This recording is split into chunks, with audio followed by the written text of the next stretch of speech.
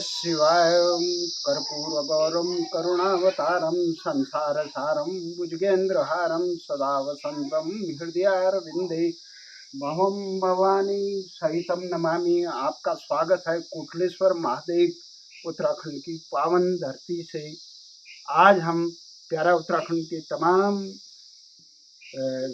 दर्शकों को का अभिनंदन करते हैं। कल पूरे उत्तराखंड में जिस ढंग से काला दिवस मनाया गया और संसद की चौखट जंतर मंतर पर काला दिवस मनाया गया, देश के हुक्मरानों ने जो जुल्म उत्तराखंड के लोगों के साथ किया, उत्तराखंड के लोगों के साथ ही नहीं भारत की संस्कृति और मानवता के साथ साथ इस पूरे देश के संविधान के साथ जो कृत्य किया था मुलायम सिंह ने, उसके खिलाफ जो देश की न्यायपालिका ने इन गुनाहगारों को, जो देश की सर्वोच्च जांच एजेंसी सीबीआई और इलाहाबाद उच्च न्यायालय ने जिनको दोषी ठहराया था, उनको दंड देने में भारत की न्यायपालिका अक्षम नहीं। इसी कारण आज हम इस पावन कोटलेश्वर महादेव, जो हिमालय के आंचल में बसा हुआ है और मोक्ष भूमि उत्तराखंड जहाँ नर नारायण ने तपस्या की, इस कोटलेश्वर महादेव ये बहुत चमत्कारी महादेव हैं और इस महादेव में जो आता है उसकी मनोकामना पूरी होती है। हमारी यही मनोकामना है। जिन दुष्टों ने इस प्रकार से उत्तराखंड के साथ नरसंहार किया, एक प्रकार से भारतीय संस्कृति को शर्मसार किया, और जो लोग देश के संवैधानिक पदों में बैठकर इस कांड के गुनाहगारों को दंडित करने के लिए तैयार नहीं है, उनको महाकाल अवश्य दंड देगा, इसी आशा और विश्वास के साथ। और इसके साथ जो कल ये इसी महीने अंकिता भंडारी के साथ जो जुल्म किए, उत्तराखंड सरकार के जो शासित भारतीय जनता पार्टी के नेता और उनके परिजनों ने जिस प्रकार से इस उत्तराखंड को, यहाँ की सरकारों ने 22 साल से एक प्रकार से जो मोक्ष भूमि थी, जो तप भूमि थी, उसे एक प्रकार से अय्याशी का अड्डा में तब्दील किया, उन सभी गुनाहगार मुख्यमंत्रियों को और इस कांड के दोषियों को सजा देने के लिए महाकाल के दर पे आए हैं और महाकाल से पूरे विश्व के कल्याण की कामना करते हैं, क्योंकि शिव कल्याणकारी के स्वरूप हैं। वो नीलकंठ के रूप में है कि विश्व सारे सृष्टि का हलाहल पीकर वो विश्व के कल्याण के लिए काम करते हैं। और आज हमें इस कोटलेश्वर महादेव, जो बद्री केदार की पावन धरती पे बसा हुआ है, बहुत चमत्कारी है। यहाँ विभिन्न प्रकार के तमाम, यहाँ पे शनि धाम है, यहाँ पे हनुमान जी का मंदिर है, भैरव जी का मंदिर है, माँ दुर्गे का मंदिर है, पर ये प्राकृतिक जो शिवलिंग है यहाँ पे, ये अनादिकाल से चल रहा है। और यहाँ सामने ऊपर रामचाणा है, देवदार के ये पेड़ आपको देखें, रामचाणा है, उसके पीछे लवकुश देव है। यहाँ पे ऐसी मान्यता है कि वनवास के समय पे सीता यही लवकुश देव में रही और ये रामचाणा ऊपर है।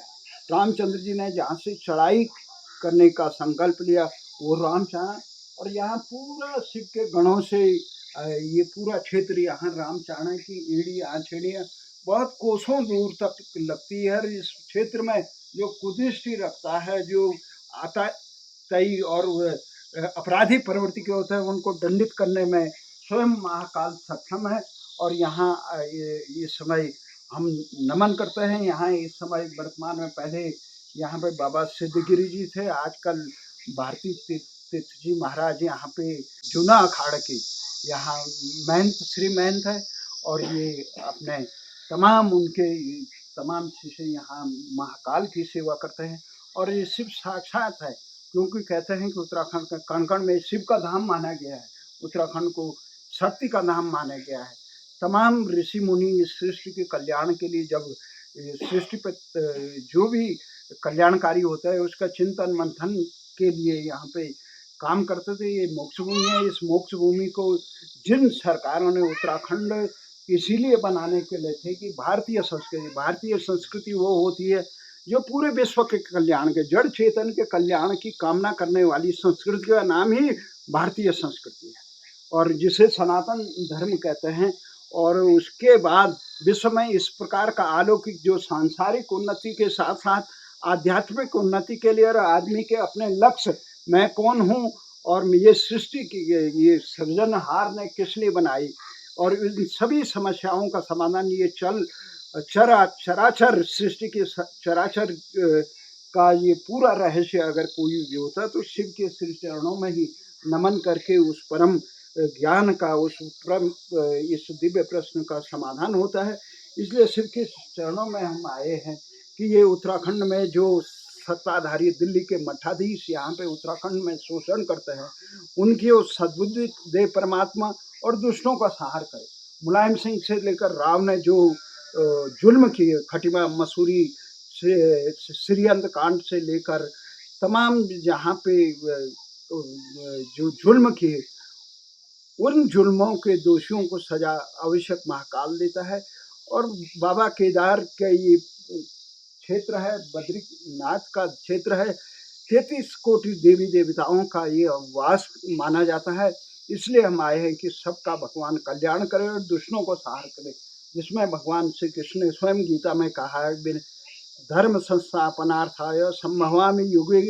इसीलिए कल लोकशाही के कुरुक्षेत्र या जंतर मंतर पे लोगों ने देश के हुक्मरानों को धिक्कार दिया और ये शहीदों को श्रद्धांजलि। और जो लोग इस प्रकार से सरकारी उत्सव में शामिल होने के जाते हैं, उत्तराखंड के लोगों से यही आग्रह है हमारा कि वहाँ अपनी शक्ति लगाइए। हमारी संख्या बल इस समय धरना स्थल पर कुरुक्षेत्र, जिसे कुरुक्षेत्र कहते हैं लोकशाही का, वो संसद की चौखट जंतर मंतर पे थे। कल लाखों की संख्या पे उत्तराखंडी उमड़ते तो देश के हुक्मरान इस बात को सोचते, जिस प्रकार से राज्य बनने के बाद देश की उत्तराखंड की निकम्मी सरकारों और देश की निकम्मी सरकारों ने मुजफ्फरनगर कांड के प्रति उदासीन हो गए। देखा कि आज नवरात्रों का पर्व है, या देवी सर्वविधेषु मातृ रूपेण संस्थिताम नमस्तस्यै नमस्तस्यै नमस्तस्यै नमो। मातृ सृष्टि में मातृ रूप में माना जाता है। वहाँ किरण नेगी का इस प्रकार से उसके साथ जघन्य कृत्य की, यहाँ अंकिता भंडारी के साथ की, उन गुनाहगारों को बचाने के लिए, समय पे उनको दंड न देने के लिए भारत की न्यायपालिका और ये कार्यपालिका दोनों गुनाहगार हैं, समय पर काम नहीं कर पाए। उनके दोषियों को 2014 से सर्वोच्च न्यायालय में 15 से ये मामला लंबित पड़ा है। 2014 में ये दिल्ली उच्च न्यायालय ने किरण नेगी के गुनाहगारों को सजा दी। और ये यहाँ पे ये बताया जा रहा है अंकिता भंडारी के गुनाहगारों के साक्ष्यों को मिटाने का काम किया है, उनको मजबूती से नहीं किया। केवल SIT बना के पुलिस के संरक्षण में वो काम किया जा रहा है। वो उत्तराखंड सरकार के अधीन है वो पुलिस। हम ये चाहते हैं इसके केंद्रीय जांच ब्यूरो, जिस केंद्रीय जांच ब्यूरो ने इलाहाबाद उच्च ये क्या कहते हैं मुजफ्फरनगर कांड के दोषियों को बेनकाब करने में, वो तत्कालीन अनंत कुमार सिंह से लेकर पुलिस के उच्च अधिकारी बुआ सिंह नसीम से लेकर नैनवाल, इनको बेनकाब करने का काम किया था। दुर्भाग्य है उत्तराखंड का कि वहाँ इस प्रकार से स्वामी से लेकर तिवारी और खंडूड़ी, निशंक, बैगुणा और ये रावत से लेकर धामी जैसे निकम्मे मुख्यमंत्री मिले, जिनको इतना लाज नहीं रही कि उत्तराखंड के लिए अपने कम से कम कानूनी दायित्वों का पूरा करे। क्योंकि न्याय तो महाकाल देगा, दंड तो महाकाल देगा, पर ये एक प्रकार से लोकतंत्र में जो इन्होंने एक न्याय की परंपरा रखी है, उस परंपरा का वाहन नहीं किया।